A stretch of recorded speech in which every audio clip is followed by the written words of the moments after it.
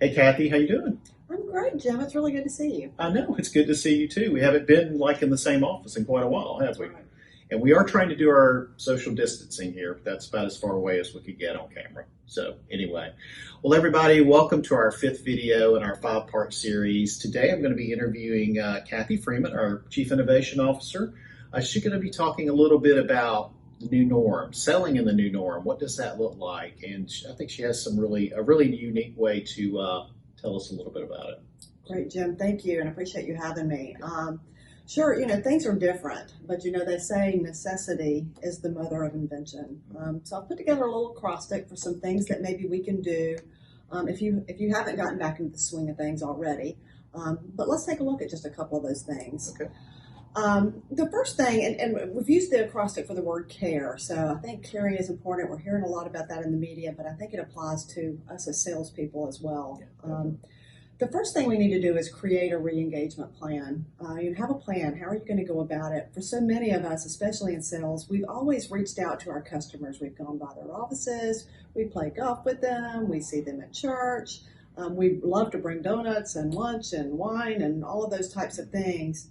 But that's obviously difficult in this new world. So the great news is that we have so much technology today with FaceTime and with Zoom meetings and so many other video platforms. It's really still easy to engage with your customers somewhat face to face. So go send those donuts, take lunch, but schedule a Zoom meeting and connect with your client. And you might even set yourself a plan. Maybe I'm going to reach out to 80% of my clients over the next 30 days or something like that.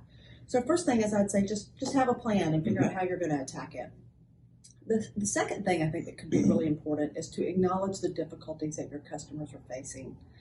I know that like you, if you follow any social media, you've seen plenty of memes out there and they are funny. Let's face it, they are funny. But for some people, this is not a humorous event. Exactly. It's really affected people's livelihood. And so I think that it's important for us just to acknowledge and to be there for our customers and to listen of what's going on and how they're being impacted. Because by listening, we can understand where we can actually help. Definitely. And so that brings us to the third letter in the acrostic, which is reach out to help. Do something to help your customer. So it could be installing shower curtains between dental chairs or between barber stools. It could be anything like that. As people are now approved to reopen, go help them check in customers or help them take temperatures. Do whatever it is that you think you could do to lend a helping hand. And it may even be that you have a connection for them. Maybe they need to know a banker, and you happen to have one of those in your Rolodex, and you could connect them for one of your customers. So make those connections for the resources that might be available to your clients.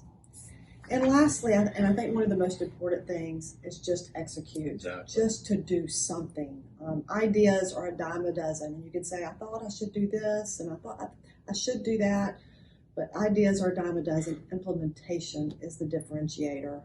So the idea is to just don't wait for the new normal to come. Create the new normal yourself. And I think that's really important for us. And I think with a little bit of care, we'll all get there. There you go. Again, thank you for having me, Jim. I appreciate it. No problem. I love it. And especially the part about creating your new normal.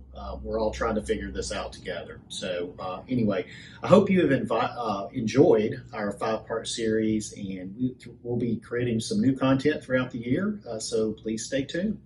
See you next time.